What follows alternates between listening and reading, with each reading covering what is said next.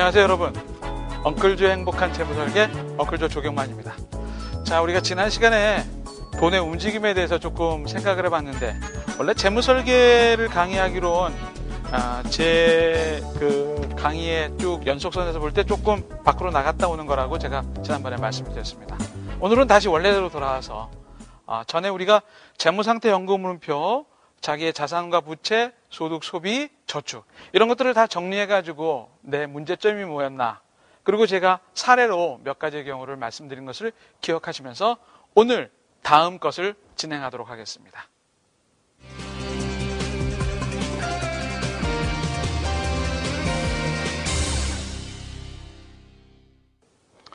지난번까지 한 것이 사실은 모든 개인과 가정에 갖고 있는 재정 상태를 정리해 본 거라면, 그 정리하면 문제가 반드시 보이죠.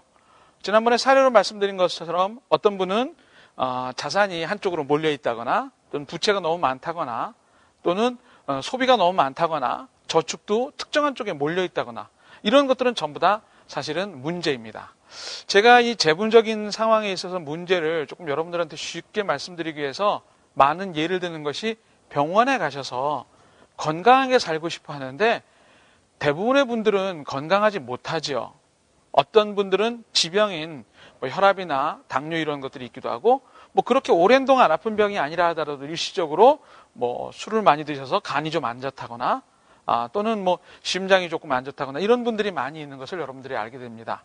그런 분들은 앞으로 지속적으로 한 8, 90까지 사시는데 그 건강이 여러분들을 괴롭히겠죠. 이 재무적인 문제도 마찬가지입니다. 우리가 그동안까지 한 것이 문제를 찾는 과정이었다면, 오늘부터 저랑 같이 진행하는 과정은 바로 문제의 해결. 문제 해결을 몇 가지로 제가 나눠서 말씀드릴 텐데, 오늘 첫 번째 시간을 진행해 보도록 하겠습니다. 대부분의 사람들은 문제가 있습니다. 그 문제가 뭐냐 하면 재무적인 목표가 있느냐라는 것이 첫 번째고요. 두 번째는 과연 재테크를 하거나 미래를 위해서 내가 좀 더 좋은 계획을 현실화시키기 위해서 잉여자금을 갖고 있느냐. 또 세 번째는 그 잉여자금을 목표에 맞는 정확한 금융상품들, 예를 들면 연결고리들을 제대로 갖고 있느냐. 이 세 가지로 요약된다는 것을 여러분들께서 기억하시면서 저랑 같이 하나하나 짚어보도록 하겠습니다. 자, 첫 번째, 목표가 있는가? 여러분들은 재무 목표가 명확하십니까? 예를 들면 이런 거죠. 라이프 사이클과 목적자 관계. 말이 좀 갑자기 어려워지죠? 그런데 누구나 태어나면 지난번에 제가 말씀드린 것처럼 이런 경우가 발생합니다. 우리가 라이프 사이클이라는 거 다시 얘기한 지가 오래돼가지고 혹시나 해서 제가 다시 한번 언급을 하고 넘어가겠습니다. 쭉 사람이 살면서 결혼을 해야 되고요. 그 다음에 집을 마련해야 되고요. 그 다음에 세 번째는 이제 자녀들을 교육시켜야 되고요. 그 다음에 네 번째는 은퇴를 준비해야 됩니다. 이런 것들을 라이프 사이클이라고 제가 말씀을 드렸습니다. 이 라이프 사이클에 대한 계획이 명확히 있는가 하는 문제죠. 그래서 이 라이프 사이클에 따른 목적 자금들을 제대로 잘 계획하고 있는가, 이런 것들입니다. 결혼자금, 나 결혼하려면 3천만 원 필요한데 지금 사회생활 시작하면서 잘 준비하고 있는가. 집을 얼마짜리를 마련하고 싶은데 지금 전세자금하고 대출을 받아서 잘 되는가. 또 우리 아이들 교육시키는데 얼마의 자금이 필요한데, 그 다음에 네 번째, 은퇴자금 어떻게 해야 될까. 이런 것들을 조금 여러분들이 바로 목표가 있는가. 두 번째는 체계적인 관리. 체계적인 관리란 말은 이런 말입니다. 종잣돈 만들고 싶어. 그냥 1억 만들고 싶어요. 여러분들 혹시 카페에 10년에 10억 만들기라고 하는 사이트를 들어보신 적 있어요? 유명한 사이트인데 10in10.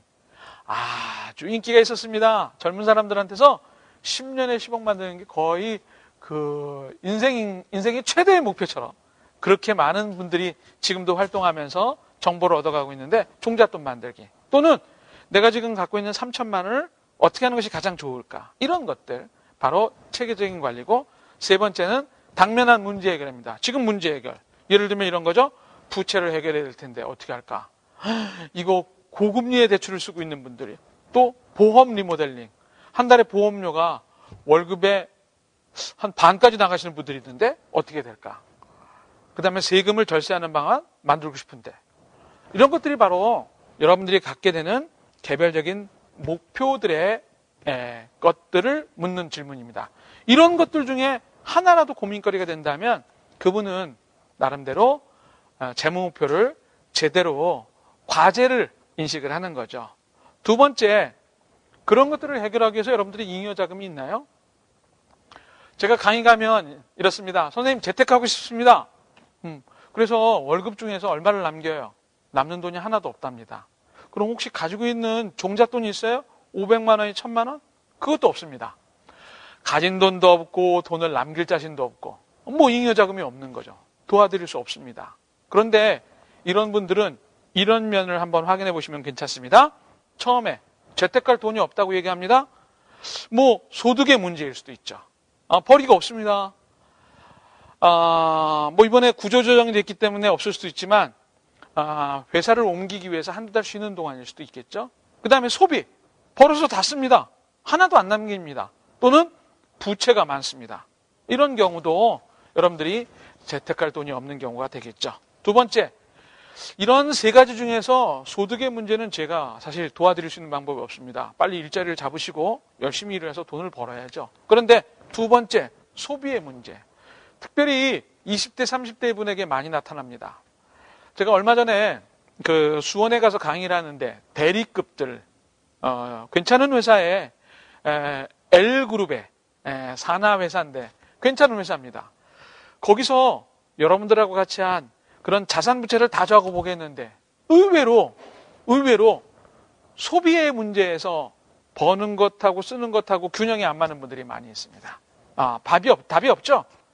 이런 분들한테는 제가 가계부 써보시도록 하고 두 번째 예산 계획 세우고 세 번째 저축을 한 다음에 소비를 하는 이런 강제적인 어떤 프로그램까지 동원해서 잉여 자금을 만들어야 될 필요성이 있습니다.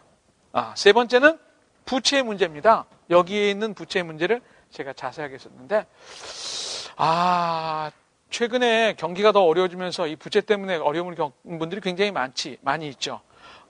소득은 늘지 않고 부채는 갚아야 되겠고 부동산 가격이나 주식시세는 안 오르고 사면초가에 빠지신 분들이 많이 있습니다. 이런 부채의 문제도 사실은 부채 리모델링을 좀 하셔야 되고요. 그 다음에 정 힘드신 분들은 제도를 활용하셔야 됩니다.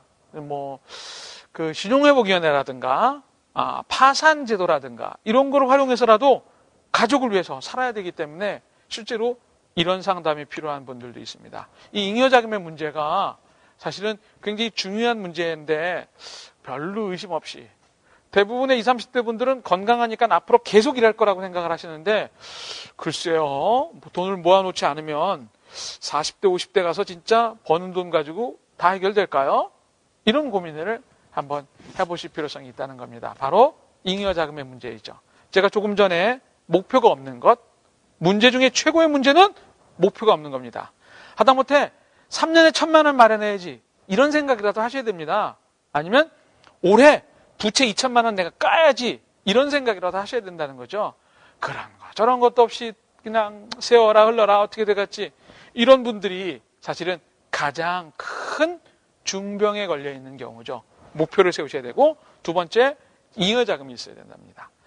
100만 원을 벌면 그중에 30만 원을 남기든 500만 원을 벌면 150만 원이나 200만 원을 남겨야 된다는 것은 인생에서 누구도 부정할 수 없는 중요한 문제이기 때문에 여러분들이 여러분들의 문제로 인식을 하셔야 됩니다. 그걸 해결하는 방법들을 제가 여기 다시 한번 말씀드리겠지만 가계부 쓰기, 예산계획 세우기, 저축 후 소비, 부채 리모델링 지금 모든 부채 리스트를 다 정리해서 빨리 갚아야 될 것, 천천히 갚아도 될 것, 뭔가를 팔아서 갚아야 될 것 이런 것들을 생각하셔야 됩니다. 그러지 않고 상황이 나아지는 사람 대한민국에 단 한 명도 없습니다. 또 제도를 활용하실 분들은 과감하게 사회적인 위신 이런 거 아닙니다. 제일 중요한 건 여러분과 가족들의 미래이기 때문에 필요하시면 신용회복원에 가서 여러분들이 취할 수 있는 행동을 취하셔야 되겠죠. 자, 첫 번째 목표, 두 번째 잉여자금, 세 번째는 목표에 맞는 잉여자금. 한 달에 50만 원, 100만 원 이 돈을 잘 관리하느냐의 문제입니다. 이 돈은 단기, 중기, 장기에 적절한 상품을 활용하느냐의 문제입니다. 다시 또 제가 이쪽에 가서 라이프 사이클과 연관된 문제로 한번 관련을 지어보겠습니다. 자, 어떤 사람이 28살이다. 여자분들인 경우는 25세일 수도 있죠. 이때부터 사회생활을 처음 시작하는데 이분들은 결혼이 단기적인 목표겠죠. 당장 사랑하는 사람이 생기면 결혼을 해야 아이를 낳고 뭐 일이 진행될 거니까요. 그러니까 이분들한테는 요게 단기, 그 다음에 요쪽에 있는 게 중기, 그 다음에 여기와